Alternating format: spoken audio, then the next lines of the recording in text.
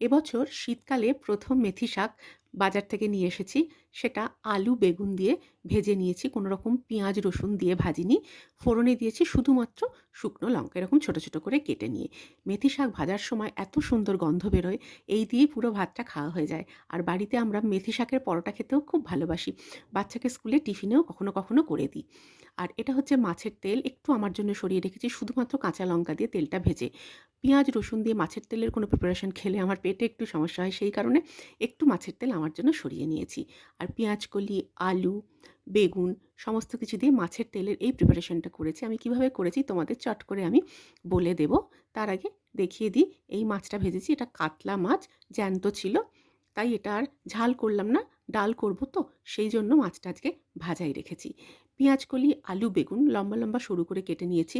মাছের তেলটা কাঁচা লঙ্কা দিয়ে আগে ভেজে তুলে নিয়ে ওই তেলের মধ্যে একটু বেশি করে শুকনো লঙ্কা, পেঁয়াজ, রসুন ভাজা, ভাজা করে তার মধ্যে সবজিগুলো দিয়ে মাছের তেলটা দিয়ে ঢাকা চাপা দিয়ে বেশ ভাজা, ভাজা করে নামিয়ে নিয়েছি। ঝাল, ঝাল খেতে কিন্তু বেশ ভালো লাগে। সঙ্গে করেছি মটর ডাল, লাউ, টমেটো দিয়ে, আর ফোড়নে দিয়েছি শুকনো লঙ্কা, তেজপাতা আর গোটা জিরে। এটা কিন্তু ভাত, রুটি দুটো দিয়ে খেতেই খুব ভালো লাগে। একটু পাতিলেবু নিলে তো কথাই নেই।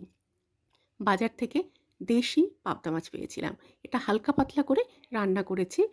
টমেটোটাকে একটুখানি বেটে নিয়েছি, সেই সঙ্গে আদা বাটা দিয়েছি আর ফোড়নে দিয়েছি কালো জিরে, কাঁচা লঙ্কা। এই ছিল আজকের সিম্পল লাঞ্চ আইডিয়া।